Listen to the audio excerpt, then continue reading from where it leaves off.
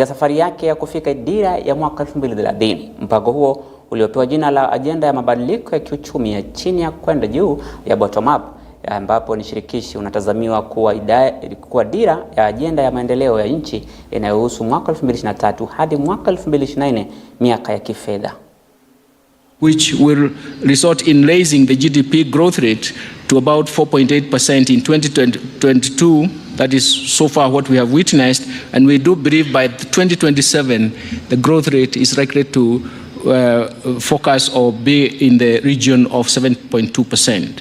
Emphasis will be given to the promotion of agro-processing and the strengthening of extension services, provision of quality and affordable farm inputs, cooperative development and management, market access and logistics support, expansion of irrigation infrastructure, adoption of climate-smart agriculture, enhanced agricultural financing, and agricultural mechanization, research and development. Without losing crucial time, the government has moved to undertake a number of interventions in fulfillment of the commitments made to our citizens. And these include, broadly, strengthening the independence of the judiciary and enhancing efficiency within the justice system, increased budgetary allocation to all our justice arms, and granting financial autonomy, specifically the Inspector General of Police, to give him the levers to be able to adjudicate and operationalize operations by the police without any hindrance. We've also reverted the port operations, as I committed, of the standard gauge railway from Nairobi to Mombasa, and today Mombasa is the vibrant city that we always knew. But additionally, we're now going to work on modernizing the port of Mombasa, making it much more efficient, and looking at how private sector players can be brought on board so that we can achieve the kind of efficiencies that will make Mombasa a truly modern port city.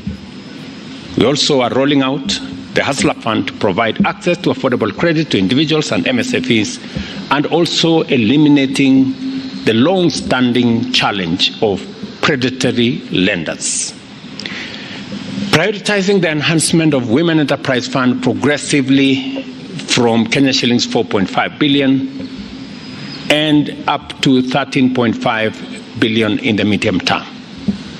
We're also providing 5.5 million bags of fertilizer last year and additional this year as part of our program to improve agricultural yields. And we are doing this at an affordable price this year of 2,500 per 50 kilogram bag. Kwingineko, Tume ya Ugavi wa Mapato CRA imefanya mkutano wake wa kwanza na magavana kutoka kaunti mbalimbali katika baraza la maendeleo la kaunti za mipaka kwa msingi wa formula ya 4 kuhusu ugavi wa mapato kwenye kaunti. Wakati wa mkutano huo, magavana wa muungano huo walitoa wito kwa ufadhili zaidi wa kaunti zao, ombi ambalo huenda likazua mzozo kwenye migao ya kifedha kwenye kaunti. CRA is one of the commissions that was set up with a good intention but was never allowed to work in the manner it ought to have, because there's still a lot of push on CRA from the powers that be, in my view. Resource allocation, people might feel that people are marginalized, others are discriminated, but as a Equity Commission, we want to carry everybody together. Going forward, when we meet the other blocks, this is the first block we are meeting, by the way. We will meet the other blocks. Of course, we know the dynamics. Even then, the Commission submits that we bear with one another. The Commission commits to be fair in its consultations and undertakes to prepare a basis that shares revenue equitably among the 47 counties.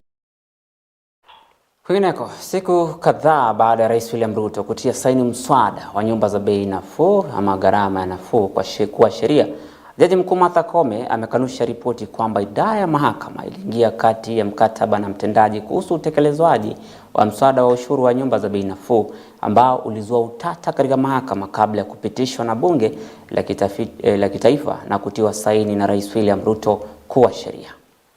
Is not in any capacity able to enter into any agreement with the executive, especially in a matter that is before court.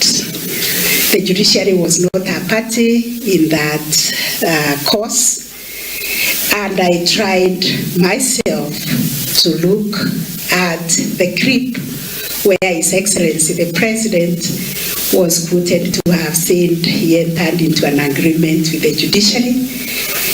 I'm a judge, I'm not a communication expert, but all I could say or deduce from that conversation is that it was taken out of context or there was misinterpretation, because what His Excellency was saying is that he agreed with the judgment of the court that gave directions on what needed to be done to create a framework on how to administer the housing levy. And what he was telling Kenyans is that the executive has complied with the directions given in the judgment to come up with a framework, which is the Housing Levy Act.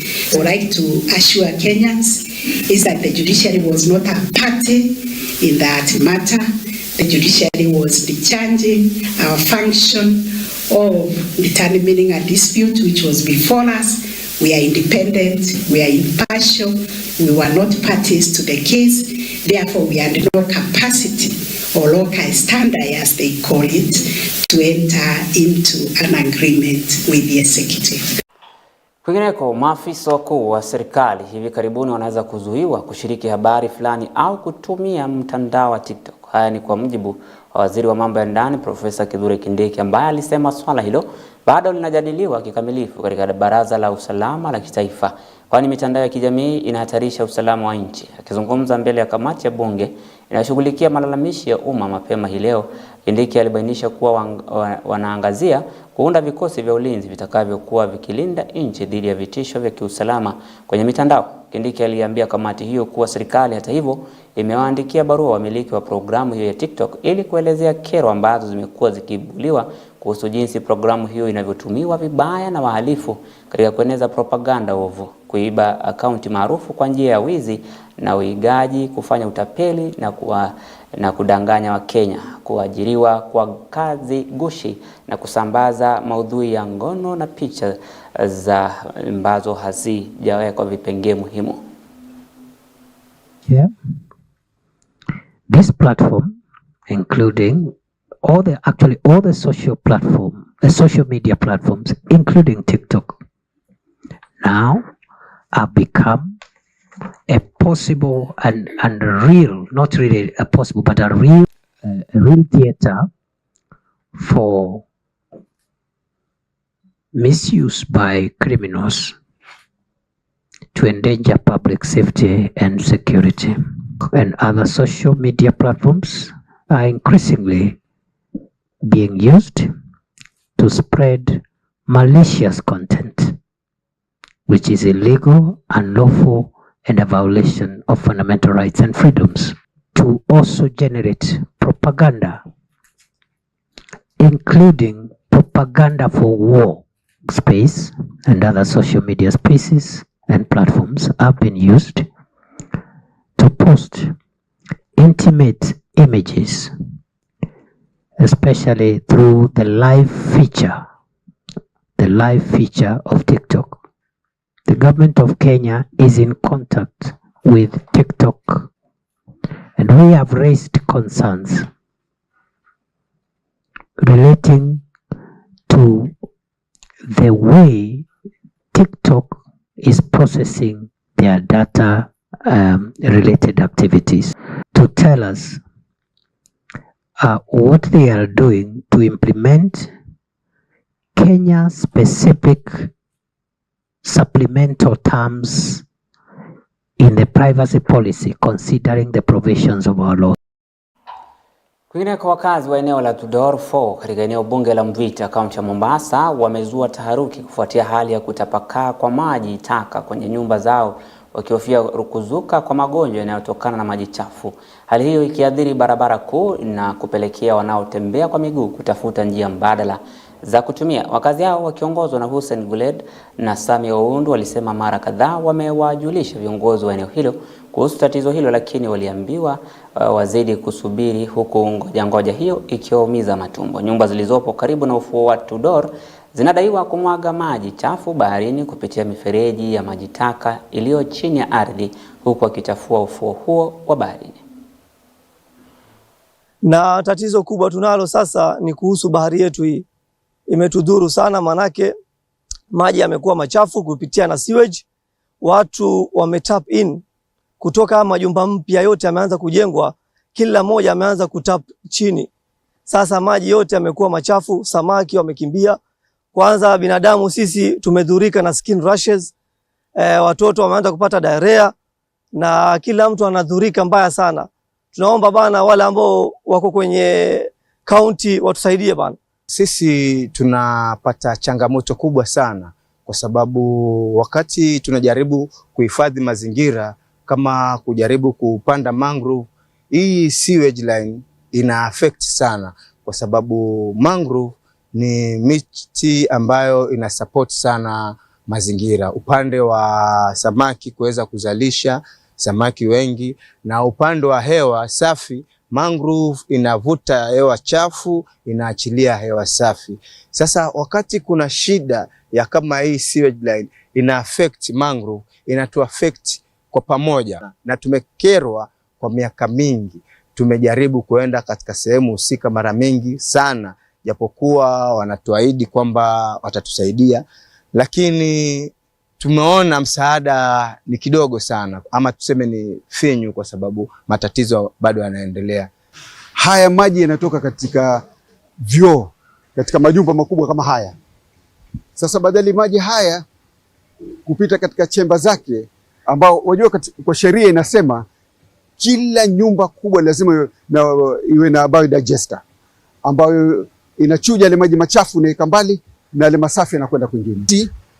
Tunataka kutoa shauri mbili. Kwanza, wa block hizi outlet zote ambazo zinaingia katika line ambazo za mvua. Second, tuwapa wiki mbili warekebishe.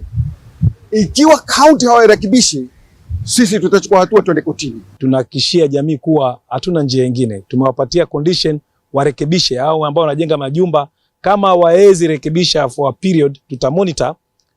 Hatutakuwa tuna budi bali tutaenda kotini kwa niaba ya community, tutaenda kotini kwa public interest kushtaki wale wahusika, authority, county government ya Mombasa. Mtazamaji, ni taarifa ambayo imezamiwa kwa kina kuhusiana na kutapakaa kwa maji taka maeneo hayo ya Tudor. Na tukisonga mbele, mamia wa madaktari kutoka kaunti ya Uasin Gishu wameandamana mjini Eldoret wakilalamikia hatua ya serikali ya kaunti hiyo na serikali kuu kutowapa ajira ya kudumu. Wengi wao wamesema hatarejea kazini hadi pale matakwa yao yatashughulikiwa, huku mgomo huu ukiingia wiki ya pili licha muungano wa madaktari KMPDU kufanya vikao mbalimbali na Wizara ya Afya ili kutoa suluhu, ila mazungumzo hayo yamegonga mwamba.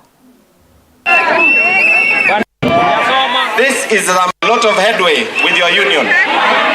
Kindly receive the brief from your union on the headway we have made so far as a county government. We as a government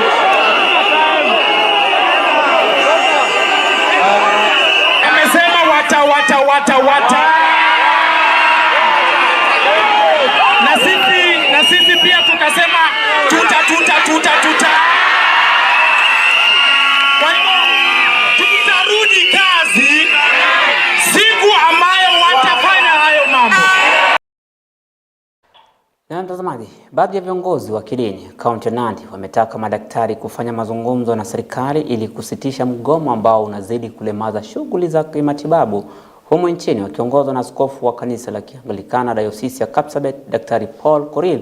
Viongozi hao wamesema kuwa wagonjwa wanataabika hadi zaidi, huku pande mbili husika zikishikilia msimamo mikali dhidi ya maelewano kwenye mazungumzo hayo.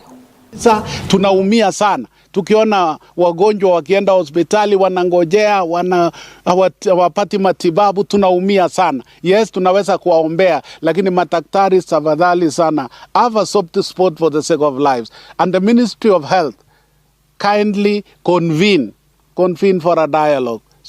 Zungumzeni tafadhali, semezaneni ili watu wetu waweze kuokolewa.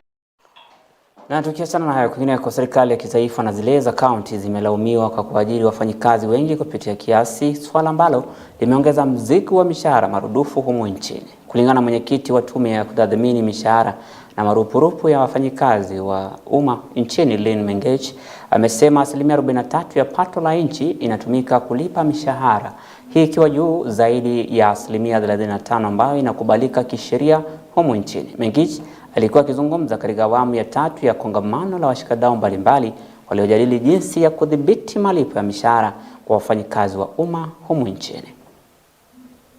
Has been done in the management of the public wage bill, and you saw the statistics that it has come down from a high of 54%. We are now at 43%, but we are saying a lot needs to be done to get to the 35% as stipulated in the PFM Act. Improving public service productivity is a strategic intervention towards the achievement of the target of 35% wage bill to ordinary revenue, and thus making available more resources for development and service delivery.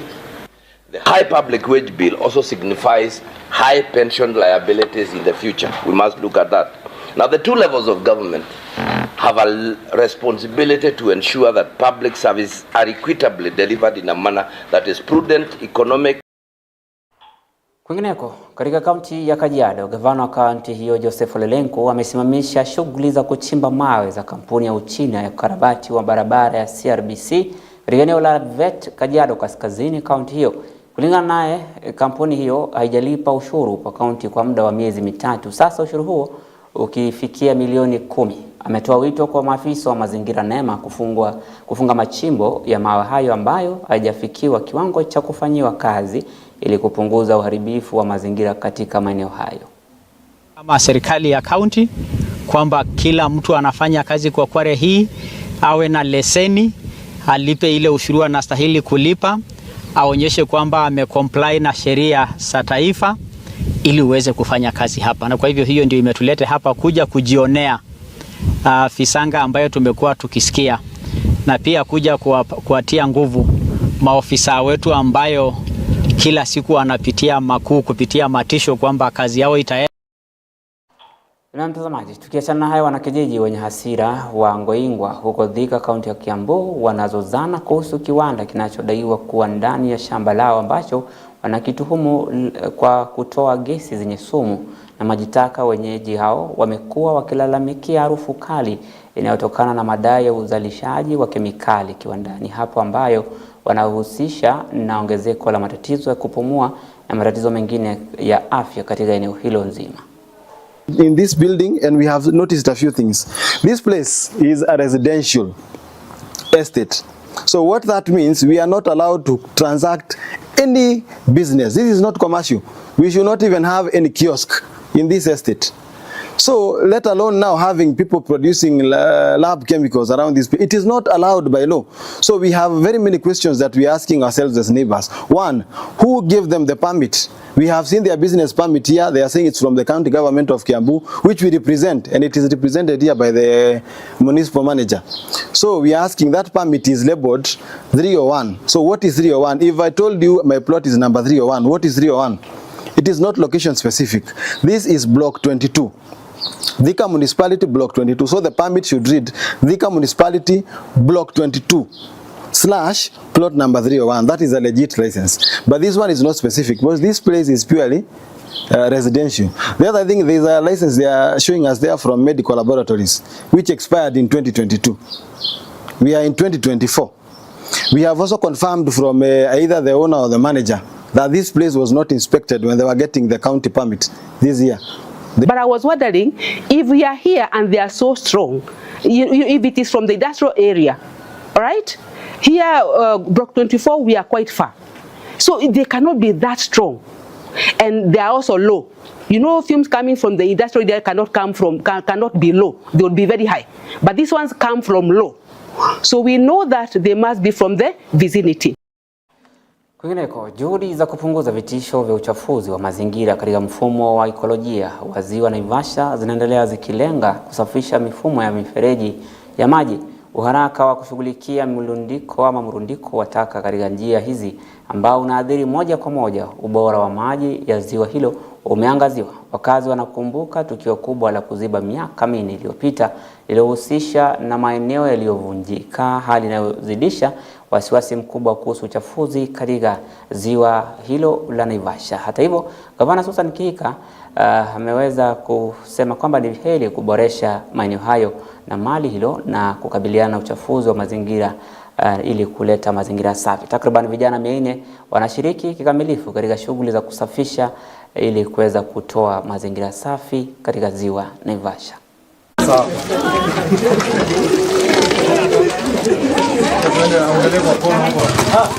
Today we have been doing drainage cleaning. As you can see, the drainage that is here, all the dirt that is here accumulates and also heads to the wreck. I can say that 4 years ago, we had a major clogging of these drainages when Lake Naivasha broke the terrains and came back where the residents stay here. What we have here is a catastrophic kind of situation, and I must say that thanks to the Governor, Susan Kihika, for at least allowing us to have such a program of upgrading our estate, because whatever we have here, if we don't clean it today, we'll head straight to the wreck. It will affect the fish, of which it does affect the fish. So we are in a situation whereby we can say that the fishes of Lake Naivasha one day might be like those of Lake Nakuru, because this is where all this drain is heading there. Today we are engaging around 400 youths. We shall be engaging them today, tomorrow and the day after, so that we ensure we do a total cleanup of this. With the heavy rains that are expected roughly in the month of April and late March, we must say that if these drainages are well cleaned and well manned, there will be no clogging of this water here. Kwingineko, kaunti ya Isiolo imeanza kutekeleza mikakati ya majumbani kukabiliana na kuenea kwa homa ya bonde la ufa ambayo iliripotiwa hivi majuzi katika kaunti ya Marsabit. Mkakati huo ya kaunti ya Isiolo One Health Initiative unakutanisha timu ya wataalamu mbalimbali na wakala mbalimbali wa idara ambazo ni za serikali ikiwemo afya, maji na mazingira na wizara ya mifugo na wadau wengine ambao wamehakikishia wafugaji kuwa watasaidia kukabiliana na ugonjwa huo wa homa iliyoanza tarehe 18 Machi na kukamilika leo, inayoangazia homa ya bonde la ufa ambao ni ugonjwa unaoshambulia binadamu na wanyama kwa ujumla eneo la bonde la ufa. Kwa siku ya leo kuna ugonjwa inaitwa Rift Valley Fever. Rift Valley Fever, kama mko na habari, mwaka ya 2020-2021 tuliweza kupoteza watu 7 kupitia ugonjwa unaitwa Rift Valley Fever. Lakini kwa wakati hiyo kutumia idara ya afya pamoja na veterinary tuliweza kuhakikisha kuwa haijaenea. Siku karibu hiyo ugonjwa pia baada ya kuchukua samples, kwa sababu tunafanya surveillance, tulipata samples ambazo zilikuwa positive kwa wanyama, lakini bado haijakuwa positive kwa binadamu. Lakini kaunti jirani ya Marsabit na Wajir, Rift Valley Fever imepatikana kuwa positive pia kwa binadamu na pia iko positive kwa wanyama. So siku ya leo kwa kupitia ufadhili ya county government na partners wetu ambaye ni AMREF na VSF na ACF, tunataka kwenda vijijini huko mashinani kufanya mambo mawili. Ya kwanza ni kitu inaitwa surveillance, kufuatilia kama hii ugonjwa ambaye ni Rift Valley Fever kwa ile sample ilipatikana imeenea. Ya pili, kama imeongezeka, kwa sababu nchi jirani pia zilikuwa na hiyo shida, na pia kuendelea kuangalia kama kuna ambaye labda binadamu yote ambaye amepata hiyo ugonjwa. Tunashukuru sana national government kwa sababu wametupatia vaccine, na hii vaccine ni ya kudunga na wanyama ndio hiyo ugonjwa isiweze kuenea, kwa sababu ni ugonjwa ambao inaweza toka kwa wanyama ikuje kwa binadamu kwa kupitia hiyo maziwa, kwa kupitia hata labda kutumia hiyo labda products, na pia kwa kupitia hata umbu ambayo iko. Kwa hivyo hiyo ndio sababu ya leo kuwa hapa hivi, na timu yetu ambayo iko hapa kwa county government, tuko na watu wa department ya human health ambayo mimi nasimamia.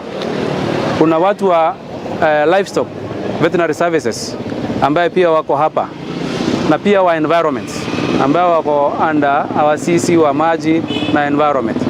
Kwa hivyo ni mchanganyiko ya vikundi vingi ambayo kwa sasa tunataka kufanya kazi ambayo inaenea na kila kitu iwe captured. Hakuna tena kufanya kazi kando kando. Mambo ya health ifanywe kama teamwork.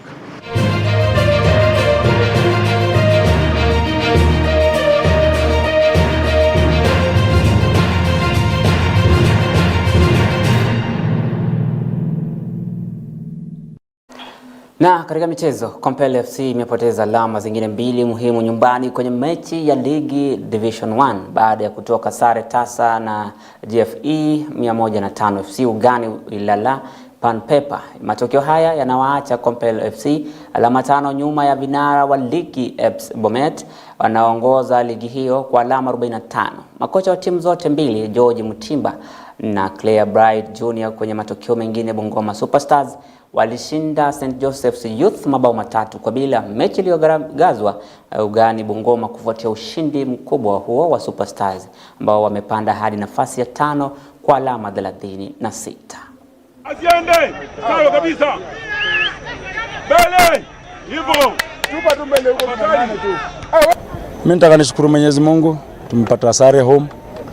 Tumemaintain na tujashindwa home, lakini kwangu ni luck tu haija kwa upande wetu. Juu umeona hata game tumepata chances mingi, tumpiga chuma. Nasema tu ni luck. Mimi naweza sema tu ndarudi kwa drawing board kufanya conversion. Juu naona ninapoteza sana mabao, juu hiyo creation of chances, create chances kwa game ya leo si kama ya last. But sasa kubari hizo chances ndio imekuwa ngumu. So narudi tu kwa drawing board. Hiyo ndio job yetu. Sijaitishika na hii football, na mimi venye wanawaambia kila siku sijaitishika, kwa sababu tukianza first leg tulikuwa number 14 na walikuwa wanatuachia na 13 points. Tumekuja tukarecover, sisi ni contenders. Ni nini haiwezekani kwa ball? Mimi naamini bado tutapanda. Hiyo ndio confidence yangu, tutapanda. Kwa sababu tumekutana na timu ngumu zenye pia hao hawajakutana nazo. Wakikutana pia matokeo inaweza kuwa tofauti. Hata maybe hawezi toa hiyo sare. Wanaweza kuwa wakilose. Na wakilose game 2 tumewapata. Fans wangu mimi naweza waambia wanajua nini ili happen kwa team. Ni plus wenyewe wali congratulate vijana wetu kumove na tukupata replacement kama ya wale wenye tuliachilia.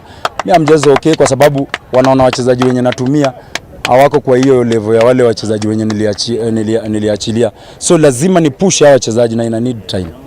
Mimi naambia fans wangu hiyo cooperation tu na support yenye wametupatia, tutapata tu hiyo winning streak.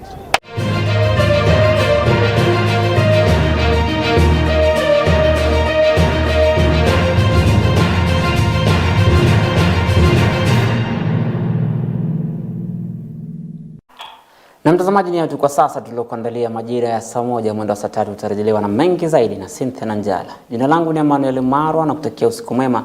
Tupatane hapo kesho panapo majaliwa ya Mwenyezi Mungu.